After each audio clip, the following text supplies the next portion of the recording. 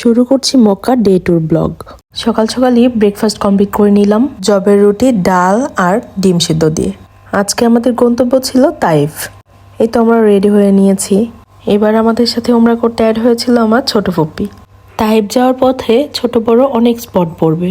ফার্স্টে আমরা যেই স্পটে দাঁড়াই সেটা হচ্ছে আমাদের প্রিয় নবী হযরত মুহাম্মদ সাল্লাল্লাহু আলাইহি ওয়াসাল্লাম যেখানে লুকায়িত ছিল। এটিই হচ্ছে সেই পাহাড় যেখানে মাকড়সা জাল দিয়ে আর কবুতর ডিম পেড়ে তাকে ঢেকে রেখেছিল। আমরা যারা ইসলাম ধর্মের ছোট থেকে বড় সবাই এই গল্পটা শুনেছি, তাই আমি আর গল্পের দিকে গেলাম না। যেহেতু লং জার্নি তাই ভাবলাম কিছু চিপস আর আদার্স কিছু জিনিস কিনে নেই, যেন গাড়িতে বসে খেতে পারি আর ট্যুরটা এনজয় করতে পারি। আমার তো ফেভারিট চিপস, তাই পছন্দ মতো অনেক চিপস আর ক্যান কিনে নিলাম। সাথে তো জুস চকলেটস ছিলই। এরপর গাড়িতে বসেই খাওয়া শুরু করে দিলাম। ক্যানগুলো আর এই চিপস আমার কাছে বেশি ভালো লেগেছে। চিজ ফ্লেভারের কারণে বেশি মজা লেগেছে, আর জুসের 2 ফ্লেভারের মধ্যে ভ্যানিলা ফ্লেভারটা বেশি ভালো লেগেছে। এরপর আমরা যেতে যেতে এমন একটা স্পটে পৌঁছাই যেখানে নিউট্রালে গাড়ি রাখলেও অটোমেটিক চলে।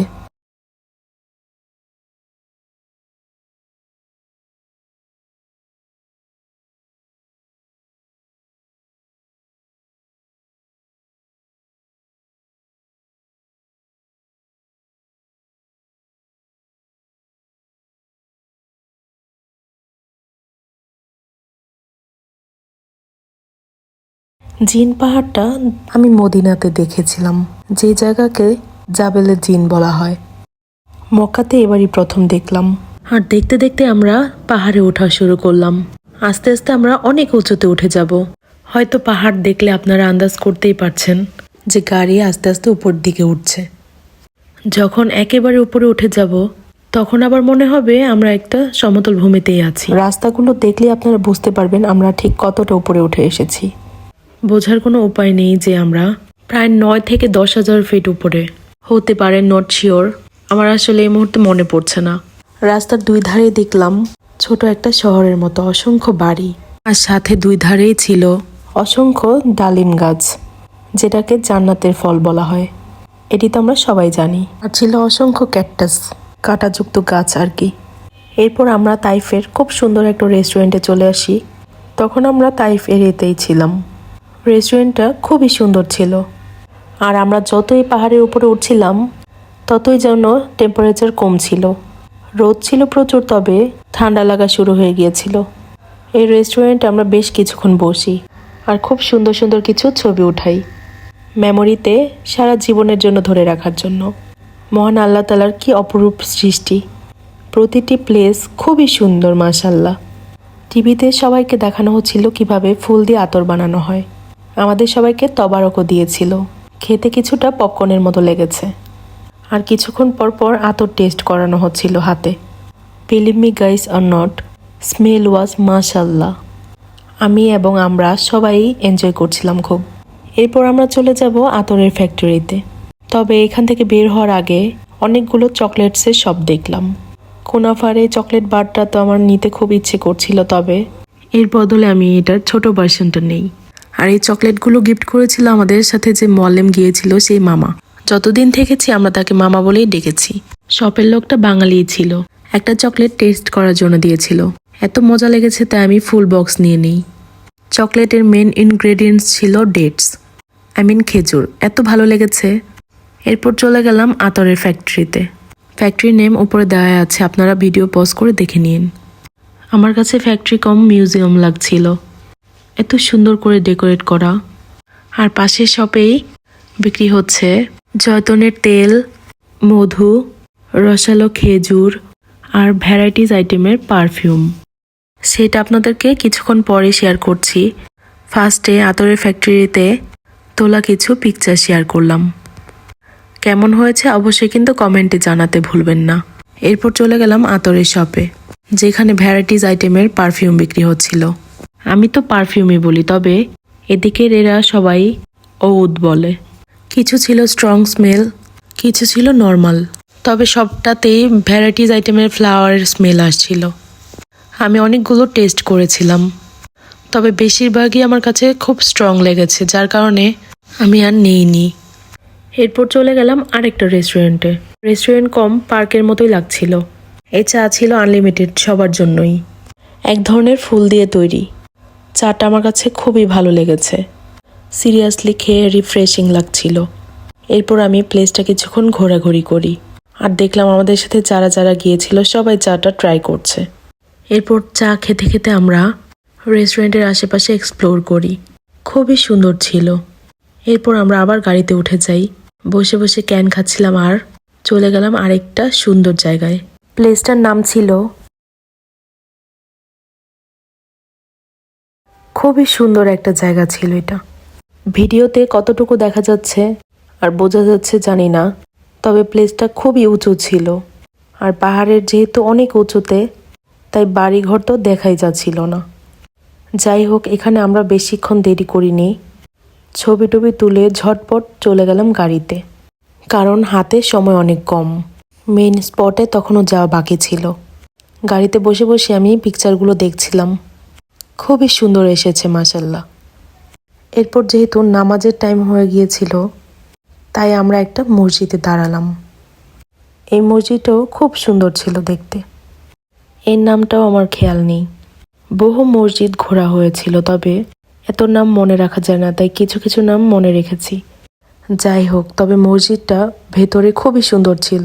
মহিলা আর পুরুষদের আলাদা আলাদা সাইড ছিল নামাজ পড়ার। নামাজ শেষে খেজুর আর পানি পেলাম এজ এ তবারক। এরপর চলে আসলাম একটি ঝিলের ধারে। ঝিল বা খাল, যে যাই বলেন আর কি। এখানে কনস্ট্রাকশনের কাজ চলছিল, যার কারণে পানির কিছু সাইড অফ করে দেওয়া হয়েছিল, না হলে খালটা কিন্তু দেখতে বিশাল বড়। এরপর ঘোরাঘুরি শেষে প্রচণ্ড ক্ষুধা পেয়েছিল, তাই আমরা একটা পাকিস্তানি রেস্টুরেন্টে চলে যাই দুপুরে খাওয়ার জন্য। রেস্টুরেন্টের নামই ছিল ইন্ডিয়ান পাকিস্তানি রেস্টুরেন্ট। খাওয়ার জন্য অনেক ধরনের আইটেম ছিল, তবে আমরা যেহেতু অনেকজন, তাই ভেবেছিলাম সৌদির ট্রেডিশনাল ফুডটাই ট্রাই করব। আর আমরা তো সবাই জানি এখানকার ট্রেডিশনাল ফুড হচ্ছে খ্যাপসা, বাংলায় অনেকে খাপসাও বলে। খাওয়ার জন্য সবাই প্রিপারেশন নিচ্ছিলাম। ফার্স্টে দিয়ে দেওয়া হয়েছিল সালাদ আর চাটনি, যেটা খ্যাপসার সাথে খেতে বেশ ভালো লাগে। আর আমি আমার ড্রিঙ্ক নিয়েছিলাম ডিউ। আর আমার ভাই বোন ওরা নিয়েছিল পেপসি, কেউ কেউ নিয়েছিল 7 আপ। আর কি যার যেটা ভালো লাগে সে সেটাই নিয়েছিল। খ্যাপসাতে 2 ধরনের রাইস ছিল, তবে খেতে কিন্তু সেম, জাস্ট কালারটা ডিফারেন্ট। সবাইকে দেওয়া হয়েছিল 2 জন করে খেতে হবে, তা আমি আর আমার হাজব্যান্ড খেয়েছিলাম। এই প্লেটে আমাদেরকে দিয়ে দেওয়া হয়েছিল, সাথে ছিল বড় বড় কাঁচামরিচ। প্রচণ্ড গরম ছিল। চাটনি দিয়ে খেতে আমার কাছে তেমন একটা জমেনি, তাই আমি চিকেন দিয়েই খেয়েছি। ফার্স্টে ট্রাই করে দেখেছিলাম কেমন লাগে খেতে, তবে সত্যি বলতে একটুও ভালো লাগেনি।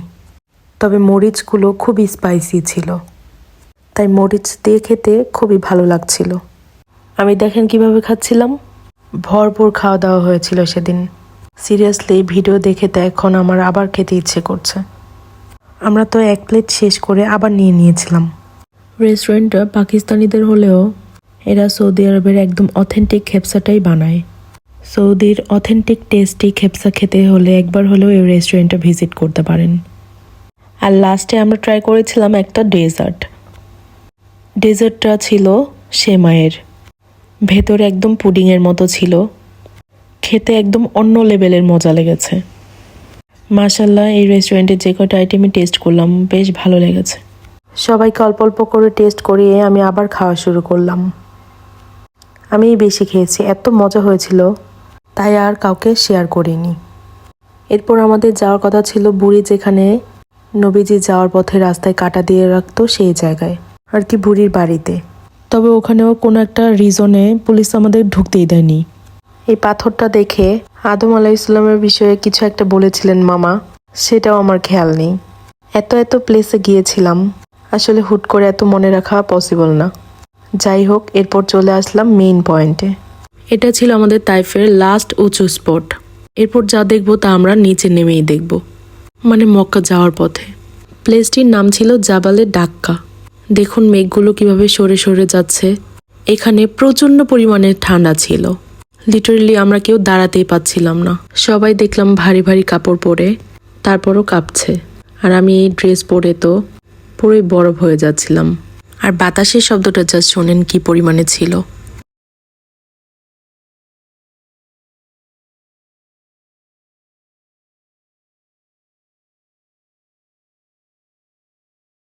তারপরও ছবি সুন্দর ওঠানোর জন্য ভালো ভালো পোজ দিচ্ছিলাম। প্রচণ্ড পরিমাণে ঠান্ডা ছিল সেখানে, আর কি যতই বলবো ততই কম হয়ে যাবে। এত ভিডিও করেছিলাম যে আমার ফোন পুরো অফই হয়ে গিয়েছিল। এরপর অন্য ফোন দিয়ে ভিডিওগুলো করেছিলাম। ভাইরে ভাই, খুবই শীত ছিল। আমরা কিন্তু একদম মেঘের সাথে সাথে ছিলাম, যার কারণে এত পরিমাণে শীত লেগেছে। এরপর আস্তে আস্তে আমরা নিচে নামছিলাম। তারপরও শীত যেন কমছিলই না। আশেপাশে প্রতিটি স্পট এত পরিমাণে সুন্দর ছিল, সন্ধ্যা হয়ে যাচ্ছিল, যার কারণে আমরা নিচে নেমে আসছিলাম। যদি আরও আগে পৌঁছানো যেত আমরা ওখানে অনেকক্ষণ থাকতাম। শুধু সন্ধ্যা হওয়ার কারণেই নেমে যাচ্ছিলাম। তবে মনে হয়েছে লাইফের বেস্ট এক্সপিরিয়েন্সের ফিল নিয়ে এসেছি। মাশাল্লাহ মাশাল্লাহ, প্লেসটা খুবই সুন্দর ছিল। এরপর দেখতে দেখতে মাগরিবের আজানও দিয়ে দিল। তারপর আমরা আরেকটা সুন্দর মসজিদে গিয়ে মাগরিবের নামাজ পড়লাম, আল মাওয়াদ্দা মার্কেটসের পাশেই। এই মসজিদটাও মাশাল্লাহ খুবই সুন্দর ছিল। তখন আমরা তাইফ এরিয়ার ভেতরেই ছিলাম। আমার তো প্রচণ্ড লেভেলের ঠান্ডা লাগছিল। নামাজ পড়ে এসে দেখি এই উটের গাড়িটা। আমার তো দেখে খুব উঠতে ইচ্ছে করছিল। তবে আমাদের মিকাতে যেতে হবে, যেখানে গিয়ে আবার একটা ওমরা নিয়ত করতে হবে, যার কারণে কারো হাতেই টাইম ছিল না। তাই নামাজ শেষ করে যে যার যার মতো গাড়িতে উঠে পড়লাম। তবে ওঠার আগে এই ফ্লাওয়ারগুলো দেখে আমি আর থামতেই পারছিলাম না। দৌড়ে গিয়ে কিছু পিকচার তুলে নিলাম, ফুলেরও সাথে নিজেরও। আর ফ্রেশ আম খেলাম। এই সিজনও কিভাবে এত ফ্রেশ আমার জানা ছিল না। এরপর চলে গেলাম মিকাতে। এখানে গিয়ে এশার নামাজ পড়ে 2 রাকাত নফল নামাজ পড়ে নিয়ত করলাম আবার একটি ওমরা করার জন্য। এরপর ছিল হোটেলে ব্যাক করার তাড়া, কারণ হোটেলে ব্যাক করে আগে ওমরা করতে হবে, দেন সব কিছু। তারপর আমাদের কিছু প্লেস দেখা বাকি রয়ে গিয়েছিল, যেমন বুড়ির বাড়ি। সেখানে তো ঢুকতে দেয়নি, তবে আব্বাস মসজিদে নিয়ে যাওয়ার কথা ছিল, যা সময়ের কারণে আর হয়ে ওঠেনি।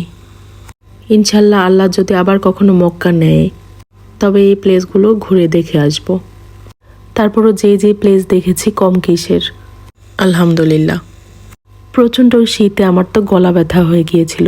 এরপর আমরা আরেকটা প্লেসে গাড়ি রেখে পুদিনা পাতার চা খেলাম। আমি কখনো এভাবে ট্রাই করিনি, তবে আমার কাছে বেস্ট লেগেছে।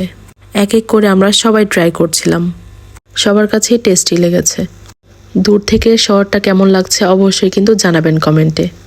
আল্লাহ তাআলার কি অপরূপ সৃষ্টি, তাই না? যতই দেখি ততই মুগ্ধ হয়ে যাই। মাশাল্লাহ। এটি ছিল আমার সৌদি আরবের 2য় দিনের ব্লগ। আপনাদের কাছে কেমন লেগেছে অবশ্যই কিন্তু কমেন্টে জানাবেন। ব্লগগুলো বড় হওয়ার জন্য আন্তরিকভাবে দুঃখিত, তবে এর চেয়ে ছোট করলে আর কিছুই দেখানো সম্ভব না। আশা করি আপনারা বুঝতে পারবেন। আর কিছু সময় হাতে নিয়ে আমার পুরো ব্লগটা দেখার রিকোয়েস্ট রইল। ভালো থাকবেন সবাই, আবার দেখা হবে নেক্সট ব্লগে। আল্লাহ হাফেজ।